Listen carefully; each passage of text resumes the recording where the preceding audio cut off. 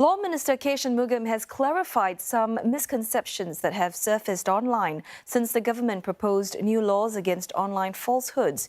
He stressed that the legislation will not result in the loss of freedom of speech in Singapore.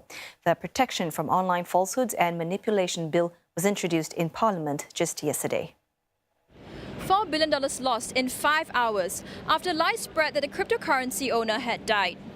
2 dead, 20 wounded after 2 days of violence in Myanmar. This erupted from false claims that 2 Muslim men had raped a Buddhist woman.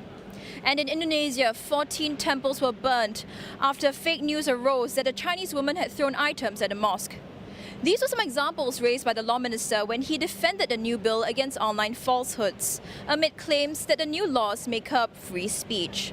These are all factual allegations. They are untrue, then you need to move quickly. It doesn't cover, and it's important to know what it doesn't cover. It doesn't cover criticisms. It doesn't cover opinions. It doesn't cover viewpoints.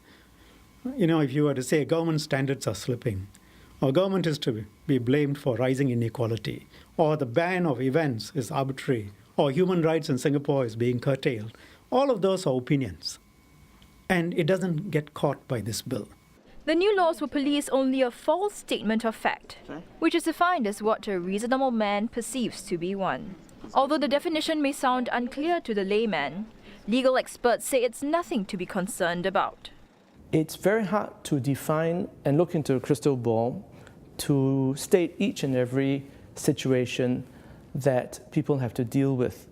So laws commonly use this word reasonable, and that word is the way in for judges and lawyers to look at a situation and ask themselves, is the behavior here reasonable?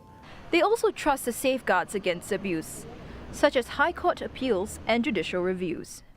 Law Professor Eugene Tan said the new laws surpassed his expectations in terms of the number of ways it deals with falsehoods and how they can take internet intermediaries to task.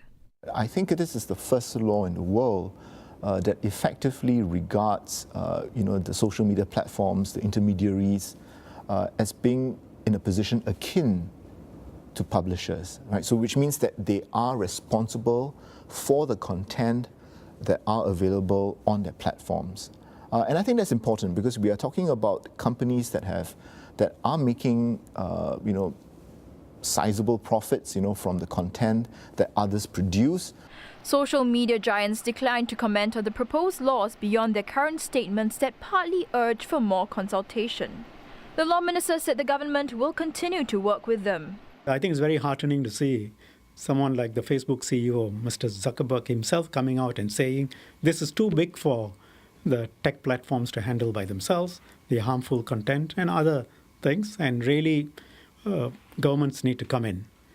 And, we will continue to consult with them. As for concerns that the government could choose to exempt persons from the Act, authorities said that such exemptions are not uncommon. They exist to provide a way out for companies that face real trouble in complying with technical requirements under the laws.